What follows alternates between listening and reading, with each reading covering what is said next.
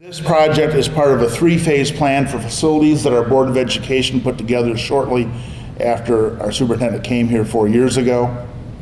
Phase 1 was already in progress.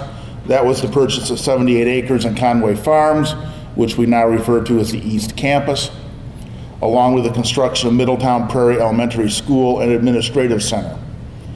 That $15 million project was also funded by the 1% sales tax for school facilities in Champaign County. Phase 2 includes new heating and air conditioning at Lincoln Trail Elementary, which was completed this past summer at a price tag of around $2.5 million. And then, of course, the high school renovation project that we're celebrating today.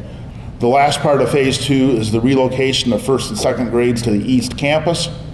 This will be a $16.5 million project. It will complete the Middletown Prairie building and will break ground this coming spring with planned opening in the fall of 2018. Phase 2 is funded by a variety of sources, including the 1% sales tax, health, life, safety funding, and property taxes, while I might add keeping the property tax rate level for our property owners and while maintaining the third lowest property tax rate of the 15 school districts in Champaign County. The vision for Phase 3 is a new middle school. From a practical standpoint, a new middle school will allow us to address the space and capacity issues that we will be facing at that building over the next few years. Riding the strength of academics and our extracurricular programs, we continue to consistently rank as one of the state's top 3 school districts south of I-80.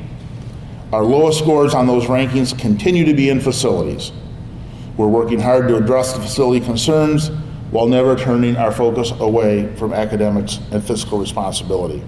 There's probably no space as we design schools around the Midwest that has become as functionally obsolete as quickly as libraries have. So we went through a process that I call design thinking. This is a current process of invention that involves 5 key areas, 5 key efforts. That's all of us working on floor plans to uncover what it's like to be a student or a staff member here. What works, what doesn't work.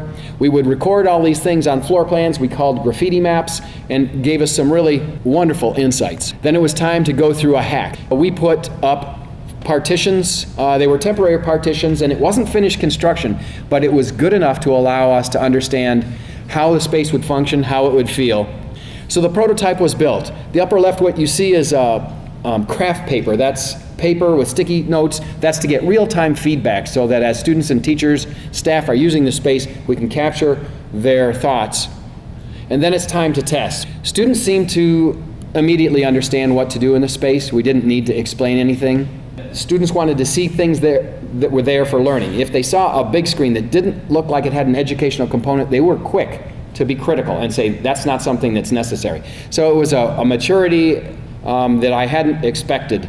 You know, there's students like technology, but I hadn't imagined that on the very first day in the very first class, a group of students made a beeline for the booths and immediately were trying to hook up with that technology. One student in particular noted that she wanted to make sure that furniture allowed movement for students with neurodiverse and special needs.